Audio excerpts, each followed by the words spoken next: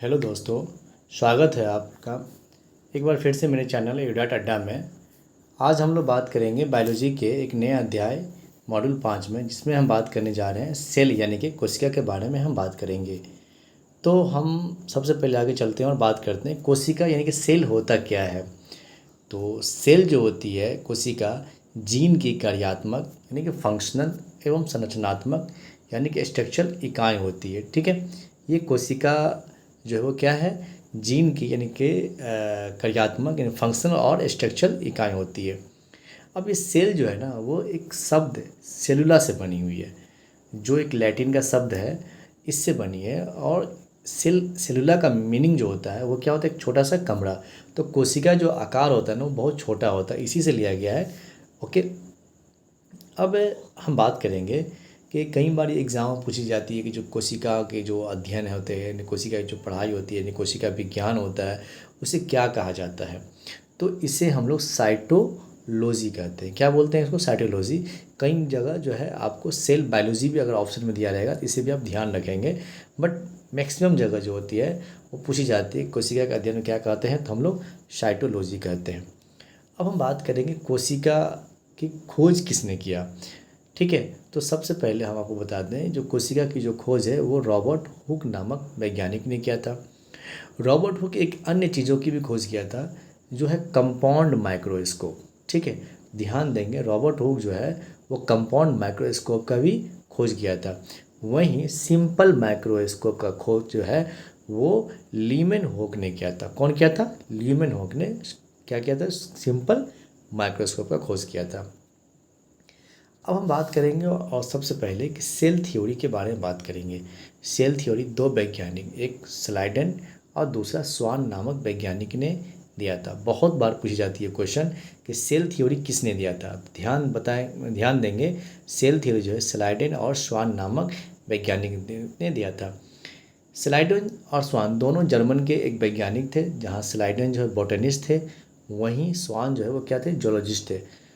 स्लाइडन ने सेल के बारे में कहा है कि हर एक पौधे बहुत सारे सेल से बनी होती है। क्या कहा है स्लाइडन ने, कि हर एक पौधे बहुत सारे सेल से बनी होती है। वहीं स्वान ने कहा कि हर एक पौधे एवं जंतु बहुत सारे सेल से बनी होती है। ठीक है, तो स्वान ने उसमें पौधे के साथ साथ जंतु को भी ऐड कर दिया। ठीक है, और इन्हीं के द्वारा जो एक कंप्लीट सेल थ्योरी है, जिसमें कहा जाता है कि कोशिका जो होती है जीवों की फंक्शनल और स्ट्रक्चरल यूनिट होती है। तो ये कंप्लीट जो सेल थ्योरी है ये किसने दिया था, तो स्लाइडन और स्वान ने दिया था। ठीक है, इसी सेल थ्योरी को आगे जो है वो आर विर्चॉट नामक एक वैज्ञानिक ने भी उसे आगे बढ़ाते हुए कहा कि जितने भी सेल होते हैं, all cells exist from pre existing cell. मतलब जो भी सेल एग्जिस्ट करते हैं वो पहले वाले सेल से ही पूर्व वाले सेल से ही को ही एग्जिस्ट करते हैं। ठीक है, ठीक है। और अब हम बात करेंगे सेल साइज के बारे में, कोशिका के आकार के बारे में। कोशिका के आकार से संबंधित सवाल भी कई एग्जामों में देखा गया, पूछ ली जाती है। जैसा कि आप जानते हैं, कुछ कोशिका ऐसी होती है जिसे तो हम देख पाते हैं, कुछ कोशिका को देखने के लिए लाइट माइक्रोस्कोप की आवश्यकता पड़ती है, तो कुछ इतनी ज़्यादा छोटी होती है जिसे देखने के लिए हमें इलेक्ट्रॉन माइक्रोस्कोप की ज़रूरत पड़ती है। ठीक है, ओके। अब जो कोशिका के आकारों से जो बहुत बार ये सवाल पूछा गया है अलग अलग एग्ज़ामों में, उसी को मैं एक जगह लेके आया हूँ कि सबसे छोटी कोशिका स्मॉलेस्ट सेल के बारे में अगर आपसे पूछे तो आप बताइएगा कि स्मॉलेस्ट सेल जो होता है उसका नाम है माइकोप्लाज्मा, और ये बैक्टीरिया में पाया जाता है। ठीक है ना।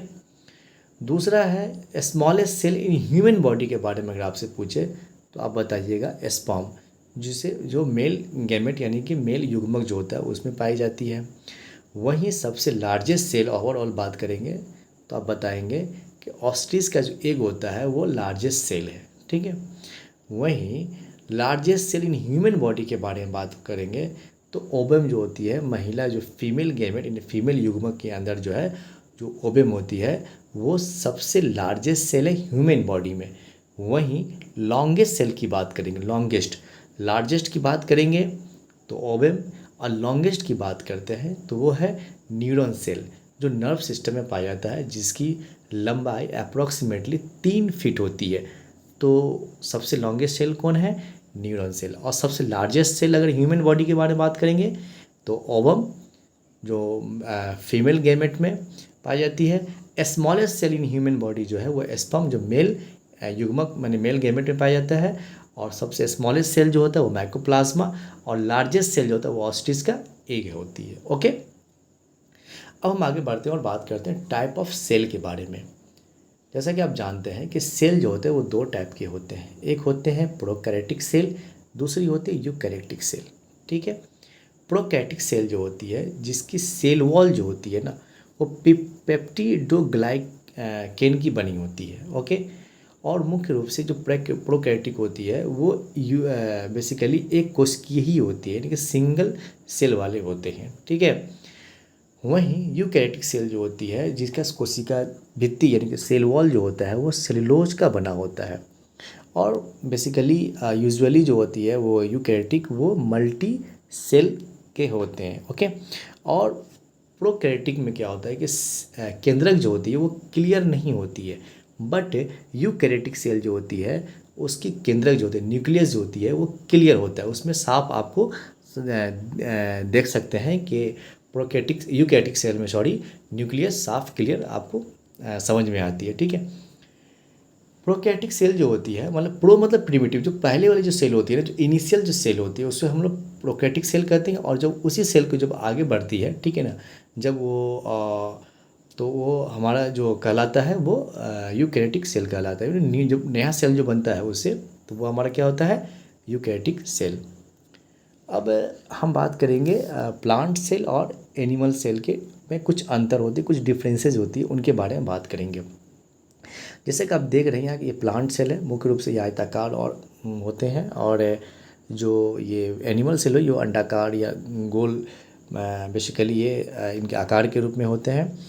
बट दोनों में कुछ तो सिमिलरिटी है। जैसे क्या होता है कि कुछ चीज़ ऐसी होती है जो प्लांट सेल और एनिमल सेल दोनों में पाया जाता है, जैसे कि केंद्रक न्यूक्लियस है, इंडोप्लाज्मिक रेटिकुलम है, राइबोसोम है, गोल्जी एपिरेंट्स है, प्लाज्मा मेम्ब्रेन्स है, साइटोप्लाज्मा है, ये माइटोकॉन्ड्रिया है, ये दो है वो दोनों सेल में पाई जाती है, प्लांट सेल में भी और एनिमल सेल में भी।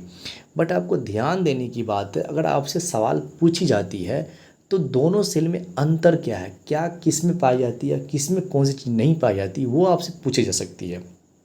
तो ध्यान देंगे, प्लांट सेल में सेल वॉल पाया जाता है, बट एनिमल सेल में सेल वॉल नहीं पाया जाता है। ओके, प्लांट सेल में क्लोरोप्लास्ट पाया जाता है, बट एनिमल सेल में क्लोरोप्लास्ट नहीं पाया जाता है। बट एक चीज़ है जैसे सेंट्रोयल जो है वो सिर्फ एनिमल सेल में पाया जाता है और वो प्लांट सेल में नहीं पाया जाता है। वहीं एक चीज़ आप देख रहे होंगे यहाँ पे वैक्यूल्स के बारे में आप देख रहे होंगे, वैक्यूल्स जो होता है वो प्लांट सेल में पाया जाता है और एनिमल सेल में वैक्यूल्स पाया भी जा सकता है और नहीं पाया जा सकता है। और अगर एनिमल सेल में अगर वैक्यूल जो होती है वो प्लांट सेल की अपेक्षा छोटी होती है। तो ये आप एकदम ध्यान देंगे दोनों में क्या अंतर है, क्या नहीं पाया जाता है और क्या क्या चीज़ पाया जाता है। तो मुख्य रूप से तीन चीज़ होती है, क्लोरोप्लास्ट, सेल वॉल और वैक्यूल्स, जो प्लांट सेल में होती है। और एनिमल सेल में क्या होता है, सेंट्रोयल जो होता है वो एनिमल सेल में पाया जाता है, वो प्लांट सेल में नहीं पाया जाता है। ओके, चलिए अब हम बात करेंगे सेल वॉल यानी कोशिका भित्ति के बारे में। कोशिका भित्ति जो होती है, कोशिका के चारों तरफ जो होता है ये कोशिका भित्ति होती है। ओके, जो सेल मेम्ब्रेन्स के चारों ओर एक परत होती है उसे हम लोग कोशिका भित्ति कहते हैं। कोशिका भित्ति जंतु कोशिका में उपस्थित नहीं होती है। कोशिका भित्ति सिर्फ प्लांट सेल, बैक्टीरिया, एल्जाई, फंगी में क्या होती है, सेल वॉल यानी कि कोशिका भित्ति पाई जाती है। कोशिका भित्ति का जो मुख्य काम क्या होता है, वो कोशिका को जो है वो क्या होता है, उसको कड़ापन देना, सपोर्ट देने के लिए क्या होता है, सेल वॉल यानी कोशिका भित्ति की काम जरूरत पड़ती है। एक बहुत फैक्ट है जो कई एग्जाम में पूछी गई है, जो प्लांट सेल की कोशिका भित्ति किसकी बनी होती है, या बैक्टीरिया की कोशिका भित्ति किसकी बनी होती है, या कवक की कोशिका भित्ति किसकी बनी होती है, तो ये तीनों को मैंने एक जगह रख दिया है। आप ध्यान देंगे, प्लांट सेल की जो कोशिका भित्ति है, सेल वॉल जो होता है सेल्यूलोज की बनी होती है। वहीं बैक्टीरिया का जो सेल वॉल होता है पेप्टिडोग्लाइकेन का बना होता है। वहीं फंगस यानी कवक की जो सेल वॉल होती है वो काइटिन की बनी होती है। ओके, इसे आप ध्यान में रखेंगे। चलिए अब हम बात करेंगे प्लाज्मा मेम्ब्रेन्स यानी कोशिका झिल्ली के बारे में बात करेंगे। कोशिका झिल्ली जो होती है सभी कोशिकाओं में पाई जाती है। सबसे पहले ध्यान देंगे कि ये जंतु कोशिका और प्लांट सेल मतलब पादप कोशिका दोनों में कोशिका झिल्ली पाई जाती है, जो एक पतली सी सेमी परमिएबल मेम्ब्रेन्स होता है, अर्धपारगम झिल्ली होती है, जिसे आर पार देखी जा सकती है। इस तरह की ये झिल्ली होती है। ठीक है, ये क्या होती है मतलब कोशिका के चारों तरफ। ओके, इसका जो मुख्य काम क्या होता है कि सिलेक्टिव परमिएबिलिटी मतलब क्या होता है कि कौन सी पदार्थ को अंदर लाया जाए और किस पदार्थ को बाहर भेजा जाए, ये जो चयन करने की जो प्रक्रिया होती है वो कौन करते हैं? प्लाज्मा मेम्ब्रेन्स कहते हैं, सेल मेम्ब्रेन्स करते हैं। ठीक है, ओके। ये अब इसका जो इसी तरह से क्या होता है कि जैसे ऑक्सीजन एवं कार्बन डाइऑक्साइड जो होता है सेल मेम्ब्रेन्स के आर पार जो होता है वो अंदर और बाहर हो जाती है, वो है एक विसरण प्रक्रिया के द्वारा जो होती है। क्या होती है वो अंदर और बाहर जो ऑक्सीजन और कार्बन डाइऑक्साइड जो होती है वो आती जाती है। वहीं जल जो होती है वो क्या होता है? ऑस्मोसिस यानी कि परासरण प्रक्रिया के द्वारा कोशिका के अंदर एवं बाहर आते जाते हैं। तो ये भी बहुत बार पूछी गई है, इसे आप ध्यान देंगे। जल किसके द्वारा, किस प्रक्रिया के द्वारा, किस पद्धति के द्वारा? तो ऑस्मोसिस। वहीं ऑक्सीजन और कार्बन डाइऑक्साइड जो होता है किस पद्धति के द्वारा? तो विसरण यानी कि डिफ्यूज़न पद्धति के द्वारा अंदर बाहर आते जाते हैं। ठीक है, चलिए अब हम बात करेंगे साइटोप्लाज्म यानी कोशिका द्रव के बारे में। कोशिका में क्या होती है कि कोशिका द्रव पाई जाती है। ओके, कोशिका द्रव जो होती है वो क्या होता है कि कोशिका झिल्ली एवं केंद्रक के अंदर पाए जाने वाला एक पदार्थ है। ठीक है, ये जो कोशिका द्रव के जो होती है वो किसकी बनी होती है? तो साइटोसोल की बनी होती है। ठीक है ना, और ये साइटोसोल जो होता है वो सेल के जो पूरे सेल की जो वॉल्यूम होती है ना उसका अप्रॉक्सीमेटली क्या होता है कि 70% जो होता है वो साइटोसोल होती है। अब साइटोसोल जो होता है उसमें क्या क्या चीज़ होती है? तो ध्यान देने की बात है, साइटोसोल में मुख्य रूप से साइटोप्लाज्म होती है, जल होता है, ऑर्गेनिक और कुछ इनऑर्गेनिक मॉलिक्यूल्स जो होती है वो क्या होती है? साइटोसोल में होती है। ठीक है ना, ओके। तो ये जो कोशिका द्रव जो है ना, कोशिका द्रव क्या होती है? कोशिका में जो न्यूक्लियस और कोशिका झिल्ली के जो बीच में बहुत सारे जो ऐसे जेली जैसी चीज़ होती है उसे ही हम लोग क्या बोलते हैं? कोशिका द्रव्य बोलते हैं। ठीक है, चलिए अब हम बात करेंगे आगे न्यूक्लियस के बारे में बात करेंगे। यहाँ से भी कई सवाल पूछी जाती हैं। सबसे पहले तो आप यहाँ ध्यान देंगे कि न्यूक्लियस की खोज किसने किया था? तो रॉबर्ट ब्राउन नामक वैज्ञानिक ने न्यूक्लियस की खोज किया था। न्यूक्लियस को ब्रेन ऑफ सेल भी कहा जाता है। कहा जाता है कि जिस कोशिका में न्यूक्लियस ना हो, जिस सेल में न्यूक्लियस ना हो, वो सेल डेड सेल कहलाता है। ओके, इसीलिए न्यूक्लियस को ब्रेन ऑफ सेल भी कहा जाता है। इसका मुख्य काम होता है कोशिका विभाजन यानी कि सेल डिवीज़न जो होता है न्यूक्लियस का मुख्य काम होता है। केंद्रक काम क्या है? सेल डिवीज़न का काम। ठीक है ना, केंद्रक के अंदर एक धागा नुमा क्या होता है कि इस तरह का ये चीज़ दिख रहे होंगे आप यहाँ पे बनी होती है, जिसे हम लोग क्या बोलते हैं? क्रोमैटिन कहते हैं। ध्यान देने की बात यह है क्रोमैटिन किसकी बनी होती है? डीएनए का बना होता है। क्रोमैटिन किसका बना होता है? डीएनए का बना होता है। ठीक है ना, जिसका काम क्या है? ठीक है ना, क्रोमैटिन किसका बना होता है? डीएनए का बना होता है। ओके, और एक बात ये भी ध्यान देंगे कि केंद्रक के अंदर यानी कि न्यूक्लियस के अंदर आरएनए होता है, जिसका काम क्या है? प्रोटीन का संश्लेषण में भाग लेना। ओके, ध्यान देंगे केंद्रक के अंदर आरएनए होता है जिसका काम क्या है? प्रोटीन के संश्लेषण में भाग लेना। ओके, एक चीज़ और ध्यान देने की बात है, केंद्रक के अंदर भी केंद्रक होती है, मतलब न्यूक्लियस के अंदर भी न्यूक्लियस होती है, जिसे हम लोग केंद्रिका कहते हैं यानी कि न्यूक्लियस कहते हैं। क्या कहते हैं उसे? हम न्यूक्लियस कहते हैं। ओके, केंद्रक के अंदर केंद्रक को हम लोग क्या बोलते हैं? केंद्रिका बोलते हैं। जो आप यहाँ देख रहे होंगे ये केंद्रक है, और केंद्रक के अंदर जो एक केंद्रक है उसे हम लोग न्यूक्लियस कहते हैं यानी कि केंद्रिका कहते हैं। ओके, एक और ध्यान देने की बात यह है कि एक कोशिकीय एक जीव है जिसका नाम है पैरामीशियम। जितने भी जीव होते हैं उसमें एक केंद्रक होती है, बट पैरामीशियम में 2 केंद्रक होते हैं। ये आप ध्यान देंगे, बहुत इंपॉर्टेंट फैक्ट है। पैरामीशियम में कितने केंद्रक होते हैं? तो 2 मतलब केंद्रक होते हैं। ओके, एक केंद्रक बड़ा, एक केंद्रक थोड़ा छोटा होता है, जिसे हम लोग मैक्रो और माइक्रो न्यूक्लियस भी कहते हैं। ओके, चलिए अब हम बात करेंगे माइटोकॉन्ड्रिया के बारे में। अब बहुत इनका नाम माइटोकॉन्ड्रिया सुने ही होंगे, जिसका खोज अल्टमैन नामक वैज्ञानिक ने किया था। शुरू में अल्टमैन ने इसे बायोब्लास्ट कहा है, बाद में एक वैज्ञानिक वेंडा जिन्हें इनका नाम माइटोकॉन्ड्रिया रखा। ओके, ये आप देख सकते हैं माइटोकॉन्ड्रिया का जो काम है एटीपी का निर्माण करना, मतलब एटीपी जिसका फुल फॉर्म होता है एडिनोसाइन ट्राइफॉस्फेट। तो माइटोकॉन्ड्रिया जो है वो एटीपी का निर्माण करता है, और इसलिए माइटोकॉन्ड्रिया को कोशिका का शक्ति गृह यानी कि पावर हाउस कहते हैं। हम लोग क्या बोलते हैं इनको? कोशिका का यानी सेल का पावर हाउस कहते हैं। ओके ओके एक बहुत इंपॉर्टेंट फैक्ट है ये है कि माइटोकॉन्ड्रिया ही एक ऐसी चीज़ है जिसका खुद का यानी इंडिपेंडेंट जीनोम होता है। ओके, माइटोकॉन्ड्रिया का ऑन इंडिपेंडेंट जीनोम होती है। ओके, अब एक और बात आपको बता दें कि माइटोकॉन्ड्रिया अगर किसी जीव में, जीवाणु में या किसी में अगर माइटोकॉन्ड्रिया अगर कुछ उसमें गड़बड़ हो जाती है तो उससे विभिन्न तरह के रोग भी होते हैं, जिनका नाम है ऑप्स रोग, बर्थ सिंड्रोम या केन-साइड सिंड्रोम। चूँकि आप इसे भी याद रखेंगे कि इस तरह के भी सवाल पूछी जाती है कि माइटोकॉन्ड्रिया के गड़बड़ होने से या विकारों से कौन सी रोग होती है, तो ध्यान देंगे। ओके, वो ऑप्स रोग, बर्थ सिंड्रोम और केन-साइड सिंड्रोम। ओके, चलिए अब हम बात करेंगे वैक्यूल्स के बारे में, यानी कि रिक्तिका के बारे में। ये आप देख सकते हैं कि जो पादप कोशिका है उसके अंदर एक बड़ा सा खाली जगह है जिसे हम लोग वैक्यूल यानी रिक्तिका कहते हैं। ओके, ये जो रिक्तिका है ये एक चारों तरफ एक मेम्ब्रेन से घिरा होता है, जिसे हम लोग क्या बोलते हैं? टोनोप्लास्ट। क्या बोलेंगे हम लोग? टोनोप्लास्ट बोलेंगे। ओके, अब एक बात और ध्यान देंगे कि ये जो रिक्तिका है बेसिकली जंतु कोशिका में तो या तो नहीं होती है, या अगर होती भी है तो पादप कोशिका की अपेक्षा ये छोटी होती है। तो ये भी आप ध्यान देंगे। ओके, चलिए अब हम आगे बढ़ते हैं और बात करते हैं प्लेटेट्स के बारे में, यानी कि लवक के बारे में।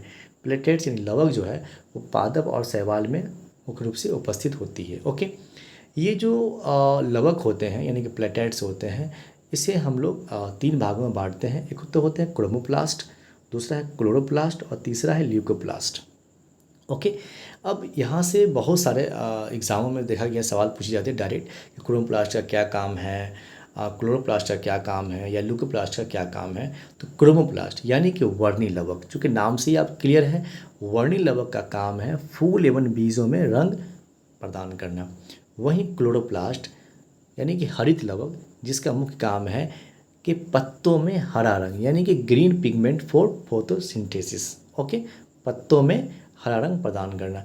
वहीं ल्यूकोप्लास्ट जिसका काम है खाद का संचय करना। ये ल्यूकोप्लास्ट कहाँ होती है? जड़ में होती है। तो इससे इस तरह भी सवाल पूछी जाती है कि मतलब ल्यूकोप्लास्ट कहाँ पाया जाता है, तो वो पौधे की जड़ में होती है।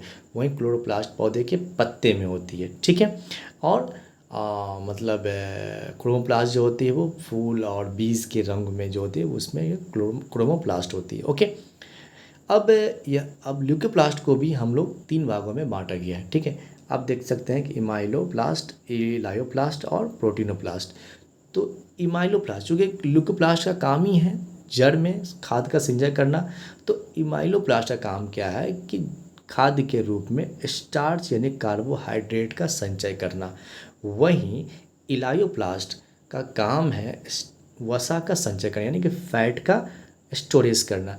वहीं प्रोटीनोप्लास्ट नाम से ही क्लियर है, इसका जो काम प्रोटीनोप्लास्ट का काम है प्रोटीन का संचय करना यानी कि स्टोरेज ऑफ प्रोटीन का काम कौन करते हैं? प्रोटीनोप्लास्ट। तो मुझे लगता है मोटा मोटी आपको प्लेटेट्स के बारे में पूरी बात समझ में आ गई होगी, और इसे जो भी सवाल अगर पूछी जाती है तो आप इनके जवाब आसानी से दे सकते हैं। तो थैंक यू। मैं उम्मीद करता हूँ कि ये जो आपको जानकारी दी गई है मेरे द्वारा सेल्स के बारे में डिटेल्स में, तो आपको अच्छा लगा होगा। अगर आपको अच्छा लगा तो प्लीज़ मेरे चैनल को आप लाइक कर दीजिएगा, सब्सक्राइब कर दीजिएगा, और अपने साथियों के बीच इसे प्लीज़ शेयर कर दें। Thank you so much.